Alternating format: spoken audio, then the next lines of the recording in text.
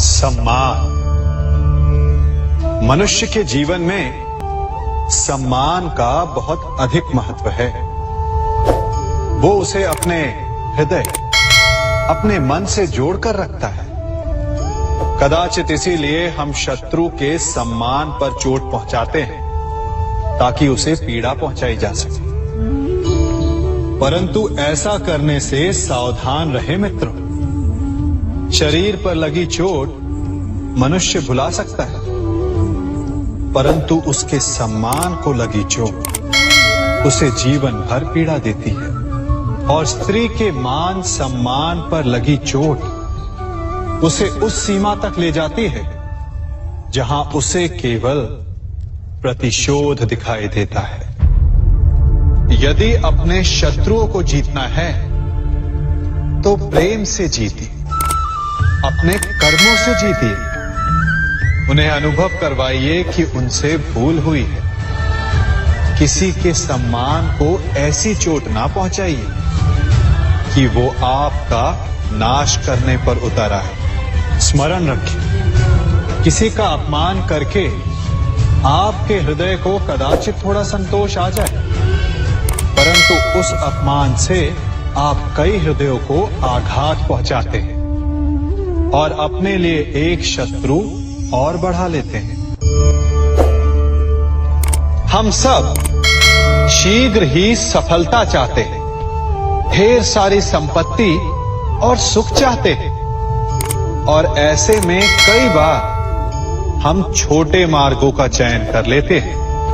वो मार्ग जिनमें परिश्रम नहीं होता, जिनमें होता है तो केवल छल, कुटिलता और भाग्य का सहारा। जैसे कि जुआ। कोई जुए के खेल में धन लगाता है, कोई दांव लगाता है और ये भूल जाता है कि जुआ ऐसा दलदल है कि जिसमें एक बार गिरे तो सर्वनाश से पहले निकलना असंभव है। यदि आप जीते तो और जीतने की भूख बढ़ जाएगी, और यदि आप कुछ हार बैठे तो उसे पुनः पाने के लिए आप फिर से खेलेंगे। मनुष्य को ये आभास ही नहीं होता कि अपनी संपत्ति के साथ साथ वो अपनी मानवता, अपने संस्कार, अपना धर्म और अपना उत्तरदायित्व सभी जुए की भेंट चढ़ा देता है। इसलिए कुछ पाना है तो परिश्रम से पाओ। यदि कुछ जुए में जीता तो वो उतना शीघ्र ही खो दोगे, चूंकि उसे परिश्रम से पाया नहीं गया है, और उसकी रक्षा करने के लिए आपके मन में स्वाभाविक प्रयास भी नहीं होंगे। क्षमा बढ़न को चाहिए, छुट्टन को उत्पाद।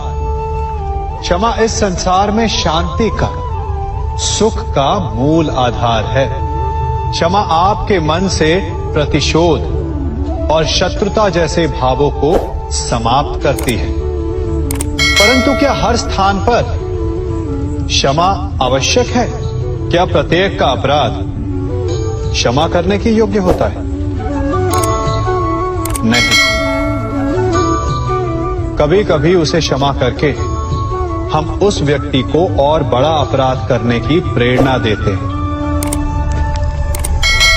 और ऐसा ही अपराध है स्त्री का मान भंग करना, जिसमें क्षमा की कोई अवस्था नहीं। यदि सिंह भूल से गाय के बछड़े का अखेट कर ले तो उसे क्षमा किया जा सकता है, परंतु यदि वो नरभक्षी हो जाए तो उसके केवल दो स्थल होते हैं, या तो पिंजरा या फिर मृत्यु की गोद। कुछ परिस्थितियों में क्षमा के स्थान पर दंड देना आवश्यक होता है, चूंकि ये दंड का भय ही है जो लोगों को वो अपराध करने से रोकता है। संसार में सबसे बड़ा क्या है? अभिमान और बाहुबल, या विश्वास और आस्था? निश्चित रूप से बाहुबल के महत्व को नकारा नहीं जा सकता। मनुष्य अपने बाहुबल से पर्वत को मैदान बना सकता है, सागर सुखा सकता है, मरुस्थल में नदियां बहा सकता है, परंतु बाहुबल को सहारा होता है विश्वास का। यदि मन में विश्वास ना हो तो बाहुबल किसी काम का नहीं। वो कौन सा बल है कि मोर आकाश की ओर ताकते हैं? वो विश्वास ही तो है जिसके कारण वर्षा होती है और दोनों की प्यास बुझती है। परंतु जब पाप के बाहुबल का सामना धर्म के विश्वास से होता है तो बाहुबल हार जाता है और जीतता है विश्वास। विजय होती है आस्था की। यदि आप सत्य के मार्ग पर चल रहे हैं और आप अपने इष्ट में आस्था रखते हैं तो किसी भी पापी का बल आपका कुछ नहीं बिगाड़ सकता।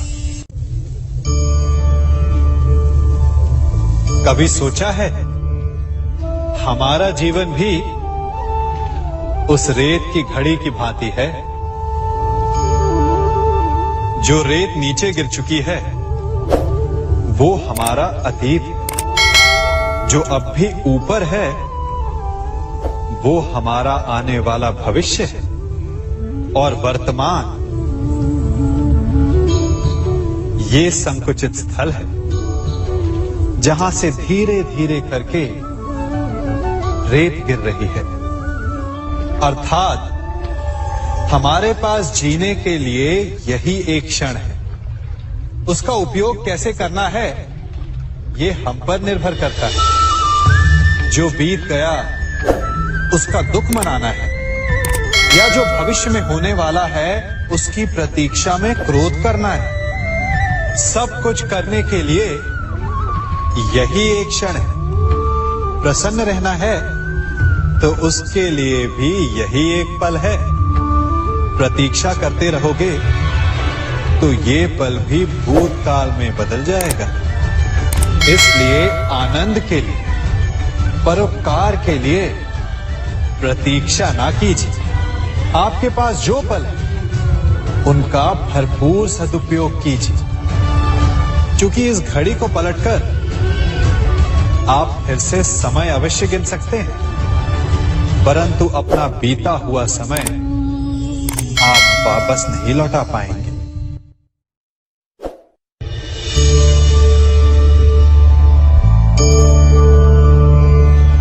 मनुष्य के जीवन में संतान का बहुत महत्व है। उस संतान के लिए वो कितने कष्ट सहता है, उसे पालता है, पोसता है, और यदि यही संतान संताप का कारण बन जाए तो क्या ये उसका दोष है? अधिकतर ये दोष हमारे लालन पालन का होता है। बचपन में बालक के हठ को मानकर हमें आनंद की अनुभूति अवश्य होती है, परंतु धीरे धीरे अपने बालक के हठ को मानकर उसके हठ के दास हो जाते हैं।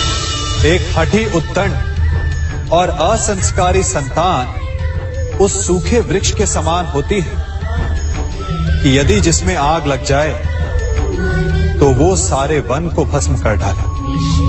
और स्मरण रहे, जब उसमें अग्नि लगती है तो सबसे पहले वो स्वयं के घर को ही भस्म करती है।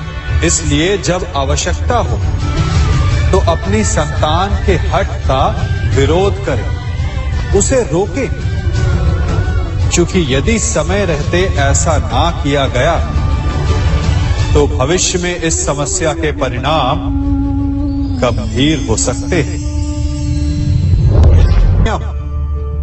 प्रतिज्ञा, वचन, ये सब मनुष्य ने समाज को सही दिशा में रखने के लिए बनाए हैं।